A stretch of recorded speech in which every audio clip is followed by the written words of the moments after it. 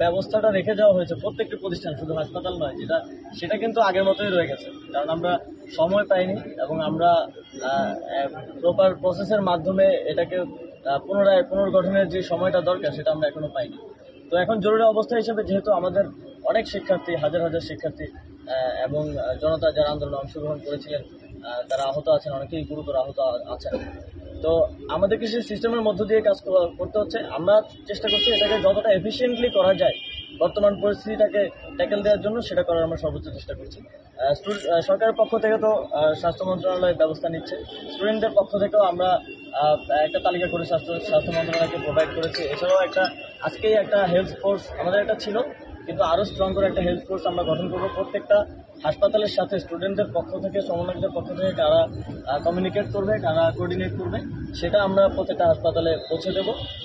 এবং সবার প্রতি আহ্বান থাকবে, অনেকেই হয়তো হাসপাতালে চিকিৎসা নেননি সরকারিভাবে, অনেকেই বিভিন্ন জায়গায় চিকিৎসা নিয়েছেন, তারাও আপনাদের ইনফরমেশনগুলো স্টুডেন্টদের মাধ্যমে হোক, স্বাস্থ্য মন্ত্রণালয়ের মাধ্যমে হোক পৌঁছে দেবেন, যাতে আমরা সবার জন্যই ভালো ব্যবস্থা নিতে পারি। যারা সরাসরি সম্পৃক্ত ছিলেন, আমরা স্টুডেন্টের বিপক্ষে কথা বলেছেন, সন্ত্রাসী আখ্যা দিয়ে মানববন্ধন করেছেন, তাদের ক্ষেত্রে কোনো সিদ্ধান্ত আসবে কিনা? তাদের ক্ষেত্রে অবশ্যই সিদ্ধান্ত আসবে, যথাযথ তদন্ত এবং যথাযথ তথ্যের ভিত্তিতে তথ্য প্রমাণের ভিত্তিতে তাদের ব্যাপারে আমরা সিদ্ধান্ত নেব। তবে সেটা একটু সময় লাগবে। আমরা চাই না কোনো নিরপরাধ ব্যক্তিও এর মধ্যে এটার বলি হোক। সুতরাং আমরা সুষ্ঠুভাবে যত দ্রুত এই বিষয়ে সিদ্ধান্ত নিতে পারি সেটা আমরা। শেষ প্রশ্ন, শহীদ পরিবারদের উদ্দেশ্যে।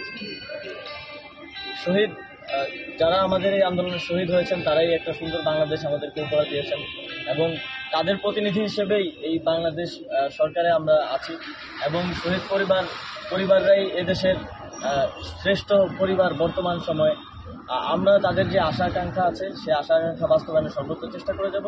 এবং শহীদদের বিষয়ে স্বাস্থ্য মন্ত্রণালয়ের মাননীয় উপদেষ্টা বললেন, শহীদদের বিষয় এবং শহীদদের পরিবারের দায়িত্ব নেওয়ার বিষয়ে সরকার আস্থা দিয়েছে এবং আমরা সেটা সম্পূর্ণরূপে পালন করছি।